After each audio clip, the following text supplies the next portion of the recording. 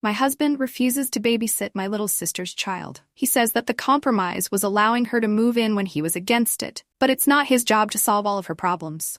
Let me start by saying that my parents had my sister Jenna on accident when I was 14, so I never really had a very close relationship with her until a few months ago, as I moved out for college when she was 4. To keep a long story short, Jenna found out she was pregnant a few months ago during her senior year, and my parents immediately kicked her out. I have been no contact with my parents for roughly 8 years now, and hadn't seen my sister since she was about 11. Apparently, after she was kicked out, she stayed at a friend's place on her couch for a few weeks before deciding to call me via Instagram. I was shocked to see the notification, but answered anyways. We ended up talking for over an hour as she cried and told me everything that happened. She was pregnant, had no family except me, and she's just a teenager. It broke my heart, and the next day we met up for the first time in years. Seeing how much she'd changed since the last time I saw her broke my heart. Because of my parents and an issue that happened with them that I won't get into here, I missed getting to see my baby sister grow up. Jenna told me about her situation and how she wasn't going to be able to go to college even though she had amazing grades and had been accepted to multiple schools because of the baby and the fact that she needs to work to support him. She told me about how she was staying on a couch, and the whole situation made me frustrated. That night when I got home, I was telling my husband about it, and I brought up the idea of her staying in our guest house. For a little bit of context, me and my husband are very well off as we both worked high-paying jobs. We have 2 daughters aged 5 and 6, and after my youngest was born, we came to the mutual agreement that he would be a stay-at-home dad, and I would continue to work as my salary was over double what his was. Even with him at home, we have enough to afford a large house and a guest house in the backyard, which I am extremely grateful for. When I brought up the idea to him, he immediately said no. He didn't want Jenna and her baby in the house as he thought it would add extra stress. After a bit of a back and forth, and maybe me guilting him a bit, he reluctantly agreed, and she moved in. After she came to live with us, Jenna and I became way closer. I was at her high school graduation. I was the one who convinced her to go to the college a few minutes from our house. I was the only one in the room when she gave birth, and I was the second person to ever get to hold my nephew Daniel. We set up a crib next to her bed in the guest house, and I thought the problem was solved. Everything seemed okay until a couple of weeks ago when Jenna started her new college classes. My husband hadn't complained much until then because he never had to be around her or the baby much. Jenna got a job after he was born bartending, so her shift didn't start until mine was over, and I could watch Daniel while she was gone.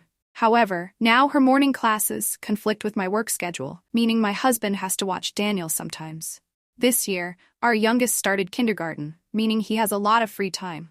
He still cleans the house and does grocery runs, but he also has hours and hours of free time during the day. He got pissed off that he had to watch the baby, even though it's just for 3 or 4 hours in the mornings, and basically yelled at me one night saying I shouldn't have to suffer just because your freeloading sister made a stupid decision and got pregnant, and went off on a rant about the extra money we have to spend. I tried to stay calm and reminded him that she's still just 18, and frankly she works harder than he does. It would be a different situation if we couldn't afford it and she wasn't showing any initiative, but that isn't the case. She takes college classes, works 6 nights a week, and still is a great mom to her son. She has shown us nothing but gratitude, and even found time in her schedule to make my husband a cake for his birthday. Kicking her out and making her fend for herself would be stupid. She wouldn't be able to stay in school. She'd be barely scraping by to pay rent in some shitty apartment, and she would be stuck, barely staying afloat for her son's whole childhood. It may cost us a bit more time and money now, but when she gets her degree, finds a stable job, and can move to a decent place where she doesn't have to worry about getting her son his next meal, it will have been a small sacrifice. He couldn't see that, though, and kept on arguing about the money and the time he has to spend taking care of a baby that isn't his. I went off and said something along the lines of, "She's my sister, and it's my money.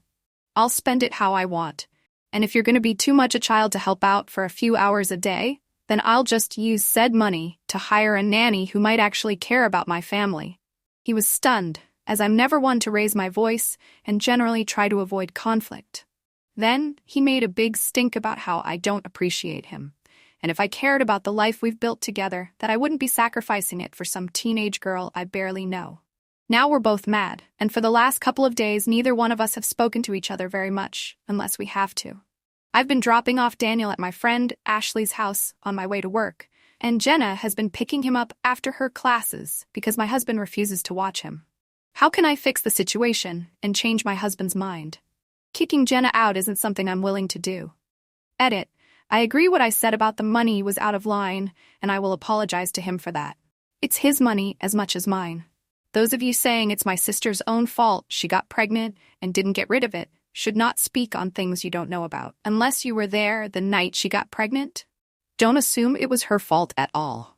I don't think she exactly gave consent, and we live in a state where getting that procedure was not an option, especially as late in her pregnancy as she was when she found out. My main problem was the fact that he seemed unwilling to meet in the middle. He doesn't have a job and spends most of his time just lounging while the girls are at school. He doesn't want to help with the baby, or go back to work, or get a nanny, and I was frustrated he didn't seem to be willing to compromise on any of these things. When I said I guilted him into agreeing, that was a poor choice of words. I just explained to him that she had nowhere else to go, and if we didn't help, I was worried she and her son may be put in an unsafe situation. I'm going to try to make time to talk to both of them later about the situation, and I'll make sure that I take both of their feelings into consideration, as things obviously can't stay the way they are now. I appreciate the feedback, as harsh as it was to hear, and accept that I'm the one in the wrong here.